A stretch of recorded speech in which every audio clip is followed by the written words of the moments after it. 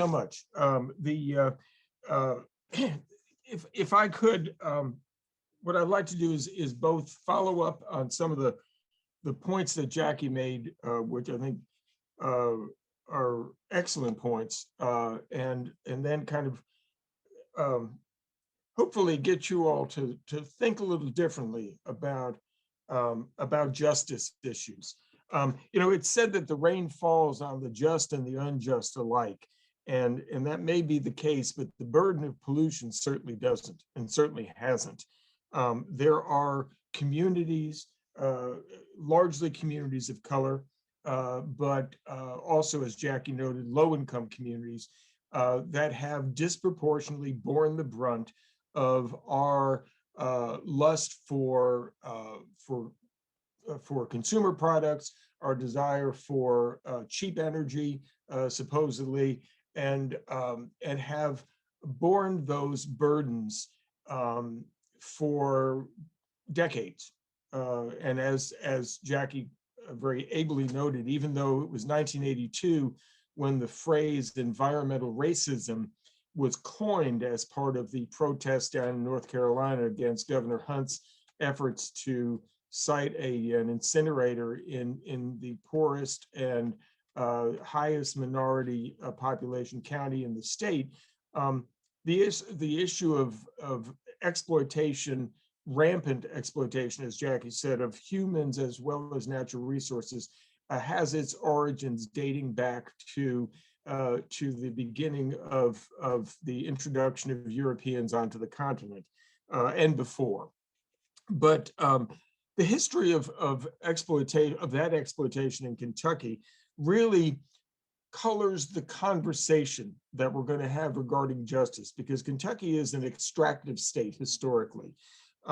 Certain areas within the state disproportionately have borne the burden of that extraction, but whether it be timber resources that were extracted in a ruinous fashion during the turn of the 20th century, and thereafter in areas of eastern and western Kentucky, to the extraction of coal initially from underground resources, and then after World War II, with the unholy marriage of transportation technology and geologic information, the rise of strip mining, of shearing the tops and the sides off mountains in order to access coal seams, to the development of another unholy marriage of horizontal drilling and high volume hydraulic fracturing of tight shale formations, leading to the development of oil fields and gas fields in the Marcellus and Utica shale formations in Pennsylvania and Ohio and New York and West Virginia, and to a lesser extent in Kentucky. We do have that tradition of those who are profiting from that extraction, trying to shed all of the health and the social and the environmental and the economic costs that are associated with the extraction of these resources. And our policies in Kentucky have reflected that. It is one of the unfortunate realities that, as Jackie noted, there is this seeming paradox of, and it is a very powerful myth, but it is a myth that justice and economic progress for all is inconsistent with an extraction of resources and inconsistent with profit. The reality is you can't profit in a real sense when you're despoiling the environment, when you are subjecting workers and communities near these facilities to disproportionate health and other impacts. But we have this myth that economic progress and environmental health are at loggerheads. And so we have ensconced into most of our statutes dealing with the environment provisions that tie us to the bottom rung of environmental protection. Now, in the 70s, to a great extent, the federal government stepped in and said, states have been doing a very poor job, generally, of dealing with pollution issues for a number of different reasons. Pollution doesn't know borders, and it is difficult for individual states to effectively regulate pollution when they're under a lot of economic pressure not to do so. So Congress stepped in and said, we're going to set a minimum floor of pollution that is acceptable. States, you can go above it, but you can't go below it.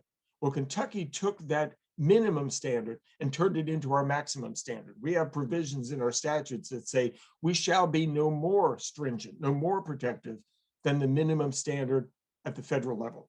So as those standards rise and fall because of politics, so too our levels of protection rise and fall. I was very pleased that Jackie mentioned the Searle Associates report, because some people, when we talk about environmental justice, they say, yeah, you know, industries and businesses don't target communities of color. They don't target low-income areas. It just happens that way. Well, the reality is, when they were looking at siting these incinerators, they commissioned a report to find out what communities, what neighborhoods, what areas were least likely for cultural, for economic, for political power reasons, least likely to be able to effectively oppose the siting of a LULU, a locally undesirable land use, in this case, incinerators. So that is a component of it. But one of the problems is it's not the only component. And Jackie mentioned this when she was talking about how the concept of environmental justice within the EPA, within government, has been diluted.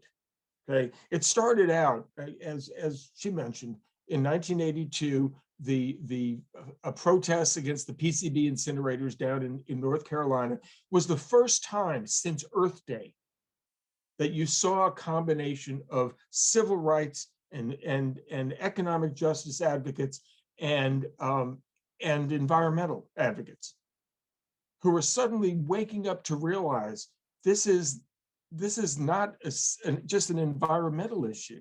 This is a justice issue. Just as there are economic justice and there are social justice and cultural justice and generational justice, environmental justice is a function. It is a symptom of the disparate pattern of where power rests, economic power, political power, and it is one more facet of that issue of injustice. And so, in 1994, the executive order 12898 was issued by Bill Clinton when he was president, and it called for federal government to look at justice issues as a screen when they were making investments, when they were making permit decisions, but it didn't empower communities. It was an internal memo, if you would. And it did, it over the years, the concept of environmental justice, as it was framed by some of the folks who really led the path, and Jackie had a whole screen of them. I'm just going to talk about one of them, Bob Bullard, and the work that he did. It stopped being an issue of justice and became an issue of equity, right? So when you look at the EPA's definition of environmental justice, it's basically spreading out the pollution more evenly. And that is certainly not justice in any way, shape, or form. And so what I want to do is I wanted to suggest kind of that we think and talk outside of the box that we have put ourselves in when it comes to environmental justice issues. Bob Bullard, in his seminal book, Dumping on Dixie, which I would encourage everybody to get a copy of. It was published back in 1990, I believe. But Bullard, looking at environmental justice issues, and he was looking at it, in the context of all of these studies that were being done, the study that Reverend Chavis commissioned from the United Church of Christ, to the National Law Journal article that was looking at the disparate enforcement around these Superfund sites, which are the old legacy dumps where hazardous waste went over the years before it was called hazardous waste. And so Professor Bullard looked at the history of the environmental justice movement, and he talked about a new framework And I want to spend our time together talking about that framework. The first issue he talked about is protection from environmental degradation. Okay? It may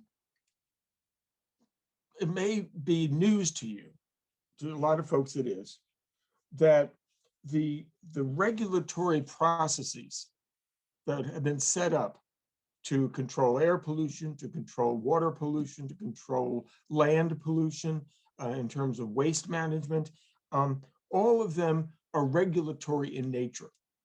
And they presume that there is a certain level of consumption of environmental quality that's okay, right? So they don't ban pollution, they license it, right? And to a certain extent, you're licensing an incremental degradation of the commons, of the public's environment, right? And even though there were aspirational goals, I mean, Congress said we're going to ban water pollution by 1985. You know, and you might think, well, how's that going for you?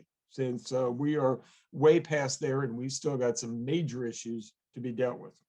So the idea of protection against degradation falls into the second of the principles that Professor Bullard talks about, and that is the model of public health. You know, one of the really tragic things that happened in the development of the Environmental Protection Agency is that where the Health, Education, and Welfare Cabinet used to be the agency that dealt with environmental health, the creation of EPA set the regulatory agencies off in one direction, while the public health departments went off in another.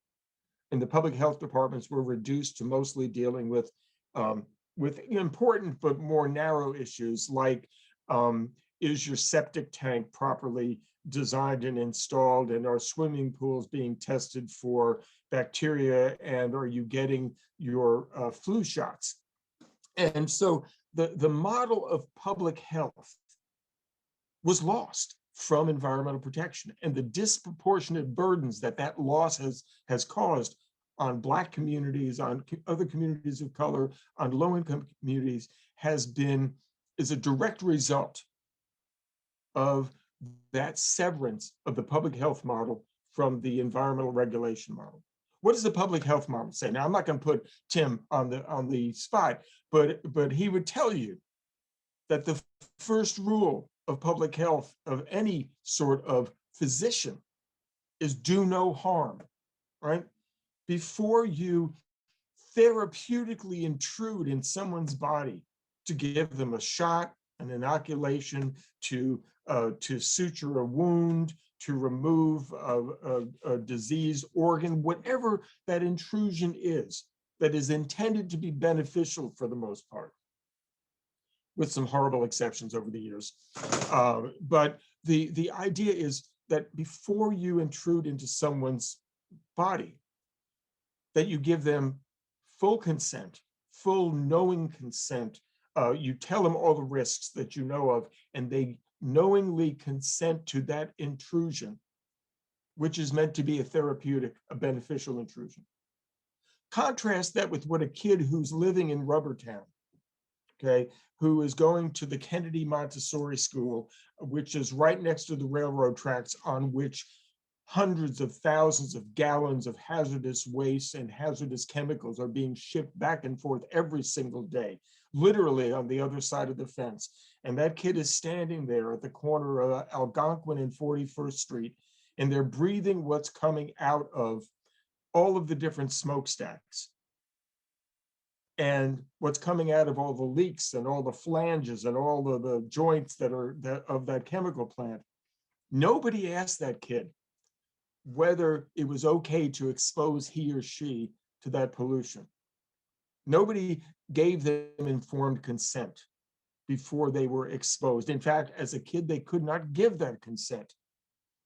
One of the great ironies is that the regulatory model, rather than being a public health preventing model, such as the European Union has, where if I'm going to put a new chemical on the market, I've got to show the absence of harm for its intended and unintended uses.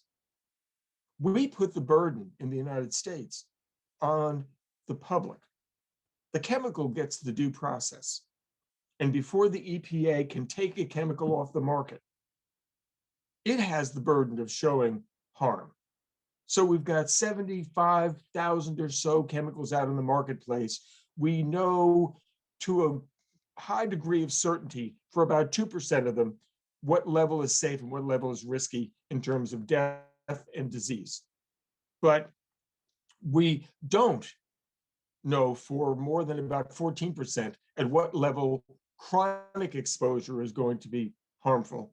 And for the rest of them, we have virtually no data, because the EPA can't even ask for the data unless they have reason to believe that there's need for the data. It's just this kind of Kafkaesque way of regulating that essentially waits until harm manifests before controls are put in place. Right? And so you look at that and you say, okay, well, gee, that's just the way things are. It's not the way things have to be.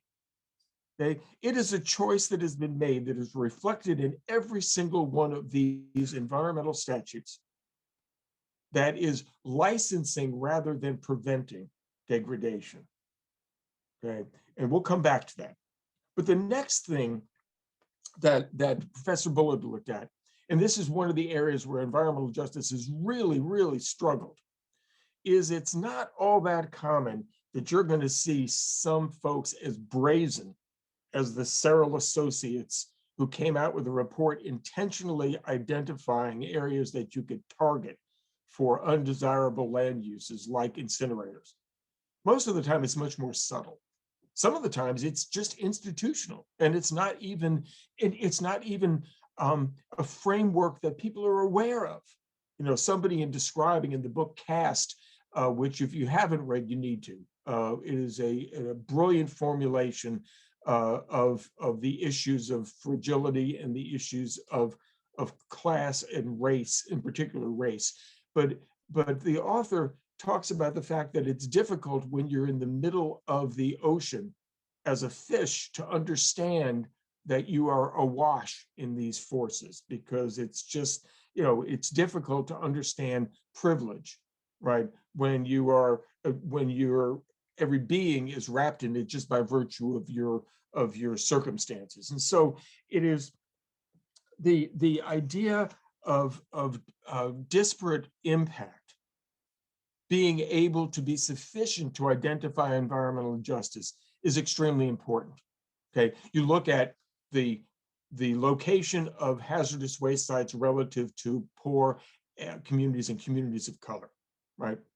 It's a much higher burden.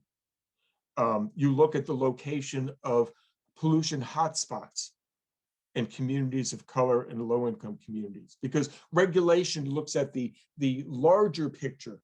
But in many cases, you have areas directly downwind or downstream or downhill of the pollution source that disproportionately bear more of the impact. And yet things are not geared towards protecting the other side of the fence line as much as they are looking at the larger so-called ambient conditions. So the idea that we look at the structural issues where environmental racism occurs, right? It's in the subtleties. When the planning commission of a community is looking at what is appropriate siting for certain land uses, and they get a request for a conditional use permit. We had a situation in West Louisville where and this was one of the perverse impacts of well-intended actions by EPA. For new hazardous waste sites, you need to do an assessment of the suitability of the site with respect to the surrounding community. But for sites that were handling waste that were declared to be hazardous, they were given what's called interim status because they were in existence. And so companies wanting to site a facility in order to avoid having to go through the siting process would find these little interim status sites, like little waste oil plants, and they would try to expand them. in order to avoid having to deal with siting. So we had a situation where the Planning Commission was looking at whether to give a conditional use permit to a hazardous site that used to be an old waste oil plant. Basically, it was a guy who had a truck that had he went around and he picked up the oil from gas stations and from other places, and food oil and petroleum oil, and he brought it to this site and put it into a larger container and then shipped it off for somebody to either recycle or to burn. Well, when they put the expressway through, they cut off the property, and it became the last property on a dead-end street backing up to the interstate. And the Planning Commission, or the Board of Adjustment, was considering whether to approve an expansion of this facility to allow a full-blown hazardous waste site at the end of this dead-end street. And at the risk of offending these folks, I was representing the neighborhood. And I say, try to imagine that we're not at the end of Bank Street in the west end of Louisville, but you are at the end of a cul-de-sac, which is what we call dead-end streets when the houses are all worth, 150,000 or more. Try to imagine that you're at the dead end of a cul-de-sac and somebody wants to put a hazardous waste site or facility out in Indian Hills. But it's that subtle sense that, well, yeah, this is okay for that neighborhood. And the lack of realization, and it's not even intentional, but it is structural, it's institutional.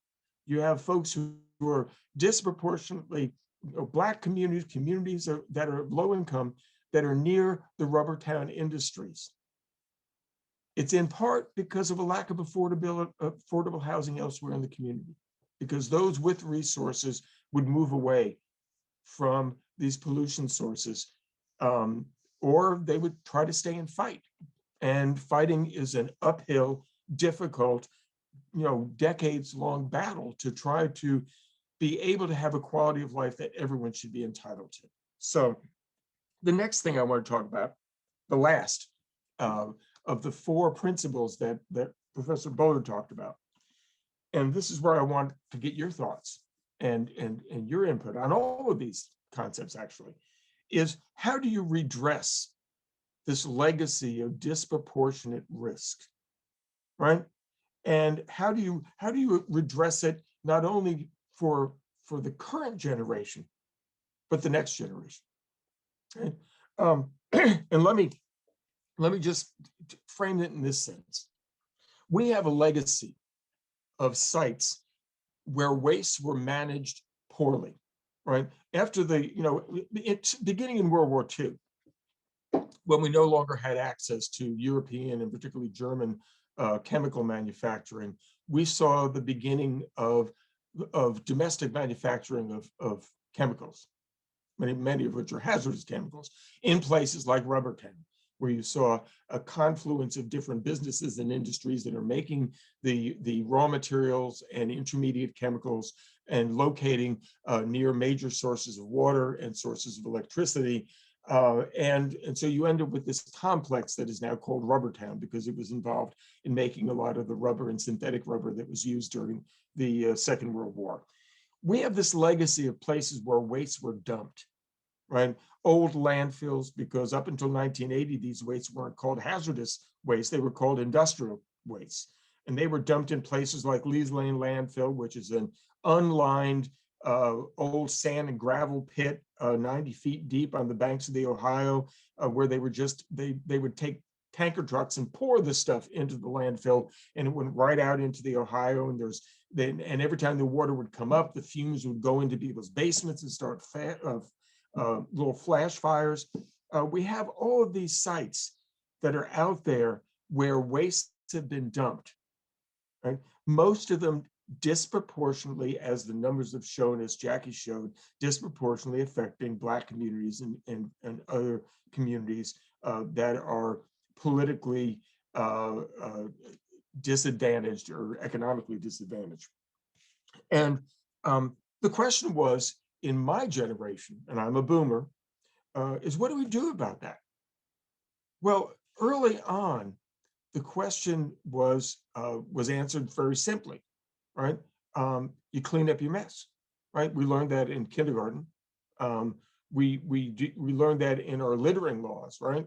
But then the powers that be, the industries whose predecessors, or in some cases the same industries, who shipped the waste off to be dumped in these glorified holes in the ground, or who released these wastes into the environment, started to look at the cost of really cleaning them up.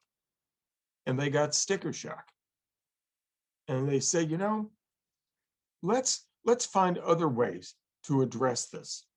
So the way that they found is wrapped up in seemingly mathematical and seemingly logical and models, but it is what's called a risk-based model. And what that means is, at the bottom line, at the end of the day, is that you are shifting the cost and the risk of not cleaning up to somebody else. And typically, it's to poor and Black communities, because of where these sites are located. So what we did is we called it risk-based cleanup. And what that means is, rather than cleaning up your mess, rather than digging it up and properly managing it, disposing of it properly, you can cap it or you can fence it off. And the problem with that is the lingering impacts that Jackie mentioned on those communities. The folks who live out in the Lees Lane neighborhood, which has one of the former Superfund sites at the foot of the street, right on the banks of the river.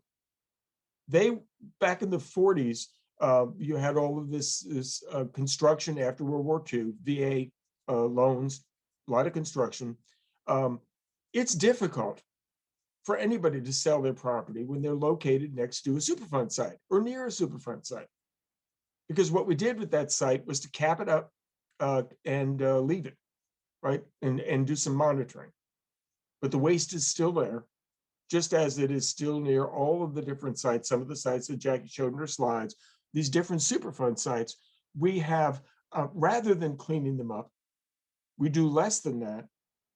And we either keep people from getting on the properties by fencing them, or we pave over them, right? Which may sound to you to be fine. Okay, nobody's currently being hurt because we've created barriers to exposure. But the reality is that we're not manufacturing land, right? What we got, we got. And what we're doing by not paying the bill is we're shifting to the next generation the cost of cleaning up our mess if they want to do anything else, right? As long as the CSX rail yard, which is now Papa John's or whatever they're calling it, stadium, the Louisville Cardinal Stadium, stays a parking lot, people are not going to be affected by the toxins that were leaked out of all of those rail cars in that rail yard for decades and decades and decades.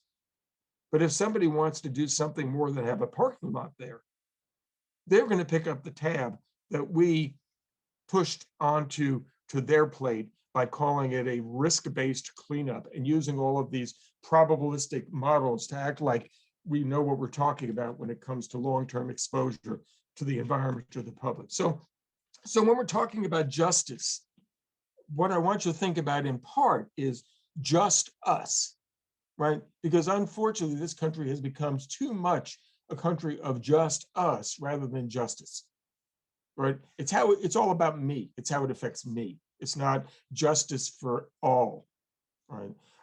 So the last thing I want to talk about is, and this hopefully will lead us into some pretty robust conversation, is what do we do about it, right? How do we deal with these issues? Well, one of them is, of course, as Jackie noted, become aware, become informed, become involved, right? There are hundreds of thousands of permits and authorizations and licenses to alter the environment and to pollute that are issued in any given year. Less than 1/10 of 1% of them ever have the public involved in scrutinizing them, because these regulatory processes, they read like Greek. Okay, and if anybody out there is Greek, I apologize. They read like, you know, like the Middle English. And they're very difficult to understand and very difficult to engage in. And so one of the initiatives that we're working on at the council is to train a generation of citizen advocates in how to more effectively get in the face of pollution. And so that will be unveiling over the next couple of months. But one of the other things is challenge, ask questions. Don't accept the fact that there is some inherent right to dump your waste into the environment, right? It is not. There's no right. There's not even a privilege. There's an opportunity if you can get away with it. But push the regulators, push the folks who are running for office, right? And push yourself a little bit, right? I can't complain about the horrible conditions for workers who are predominantly workers of color in industrial chicken and hog operations. If I'm buying the cheapest food I can get, which is industrial raised chicken and hog, right? I can take that same money. I can do something really, really revolutionary. I can go to a farmer's market. I can do to a CSA, and I can give the money directly to the producer and for healthy food, and I can help someone get a fair wage for their work. So we have power as consumers, right? Don't think that for example, the Purdue's of the world give a damn about their chickens not having all sorts of antibiotics shot into them. They started advertising that because the public demanded it.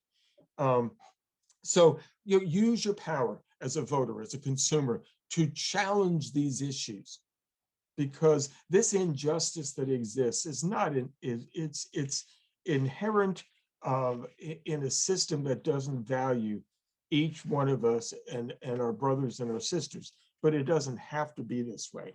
And the last thing I want to talk about is when we're talking about redressing the disproportionate risk, what do we do now for communities that have historically borne the brunt of pollution, right? We don't have the sophistication to be able to say breathing that toxin for these years caused that cancer. But we certainly can redress some of the burdens by investing in economic revitalization that is community driven, community based, and targeted to address the disinvestment and the just the burden of pollution that we put on folks. So there's a concept called a cumulative environmental impacts ordinance that Newark has done, some other communities have done, that we're looking at possibly introducing, that would say, before you add a new pollution source, we want a full review, where it's going to go. Is that community already burdened? And if they are, what are you going to do to overall reduce that burden? Because otherwise you don't get to expand. You don't get to bring in a new pollution source until we are dealing with and bringing down the levels of pollution. So dealing with these cumulative environmental impacts, the cumulative impact of multiple sources on people.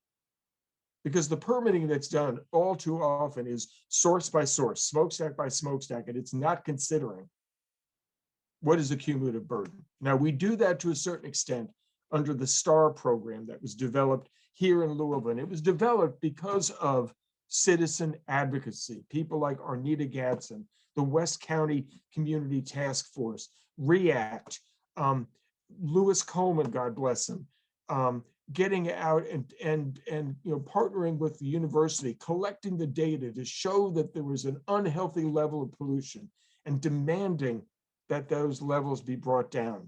And fortunately, we had some good people in local government that were willing to stand up to the Rubbertown industries and bring the pollution levels down. But now we have to go further. There's still odor issues. There's still exposure that's occurring that could be avoided and should be avoided. And so we need to target those hotspot areas.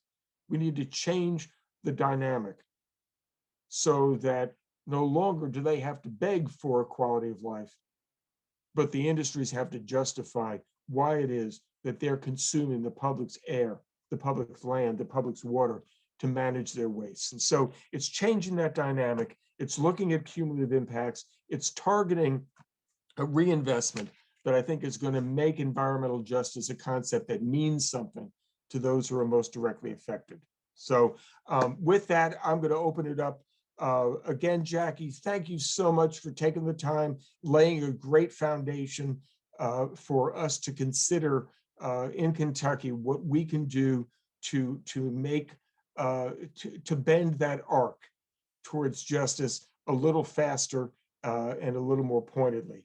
And Amy, you will make available both the Jackie's presentation and the Environmental Justice 101 paper that we did to everybody who signed up.